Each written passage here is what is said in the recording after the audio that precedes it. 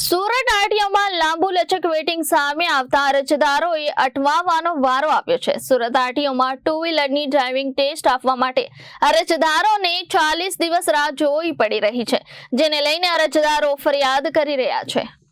સુરત આરટીઓમાં લાંબુ લચક વેટિંગ સામે આવતા અરજદારોએ અટવાવાનો વારો આવ્યો છે। સુરત આરટીઓમાં ટુ વ્હીલરની ડ્રાઇવિંગ ટેસ્ટ માટે અરજદારોને 40 દિવસ રાહ જોવી પડી રહી છે, જેને લઈને અરજદારો ફરિયાદ કરી રહ્યા છે। ટુ વ્હીલરની ટેસ્ટ આપવા માટે સીધી 7મી જુલાઈના રોજ અપોઇન્ટમેન્ટ મળી રહી હોવાની અરજદારોને પારાવાર મુશ્કેલી પડી રહી છે। આમ તો સુરત આરટીઓમાં ટુ વ્હીલરની ડ્રાઇવિંગ ટેસ્ટ માટે રોજિંદી 275 અપોઇન્ટમેન્ટ આપવામાં આવી રહી છે, ત્યારે 7મી જુલાઈ સુધીનું વેઇટિંગ હોવાથી 10,000 અરજદારો એડવાન્સમાં એપોઇન્ટમેન્ટ લઈને ટેસ્ટ આપવાની રાહ જોઈ રહ્યા છે।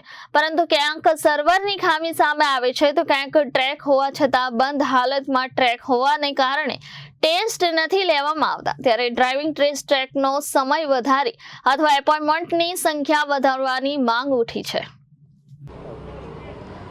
મારું નામ માહિયા રતનશાહ પટેલ, ઉપપ્રમુખ Surat district motor driving training school owners association. હાલમાં ઘણા વિદ્યાર્થીઓને હાલાકી પડી રહેલી છે, કારણ કે ટુ વ્હીલરમાં વેઇટિંગ ઘણું લાંબુ આવે છે, 40 દિવસનું। હાલાકી 6 મહિનાનું કાચું લાયસન્સ એ લોકોને મળે છે, એટલે પહેલું એપોઇન્ટમેન્ટ મહિના પછીનું જ મળે છે, પણ જે લોકો છેલ્લે એપોઇન્ટમેન્ટ લેવા આવે છે એ લોકોને તકલીફ પડી રહેલી છે, અને જે ફેલ થાય છે એ લોકોને હાલાકી પડી રહેલી છે। જો કે આ બધું સર્વર મેન્ટેનન્સને કારણે ચાલે છે, આમાં કોઈ આરટીઓ અધિકારી કે એમાં એ લોકોનો કોઈનો વાંક નથી। આરટીઓ શ્રી પણ વારંવાર સીઓટીમાં અને એનઆઈસીમાં મેન્ટેનન્સ સર્વર મેન્ટેનન્સ માટે ઈમેલો કર્યા છે, પણ જે પ્રમાણે ચાલીને કન્ટિન્યુઅસ ટેસ્ટ પણ ચાલે છે, એવું પણ નથી કે ટાઈસ નથી લઈ રહેલા। રોજની એને પોપ્યુલેશન જે પ્રમાણે સુરતનું વધે છે, બહારના પબ્લિક બી આવીને લાયસન્સ કઢાવે છે।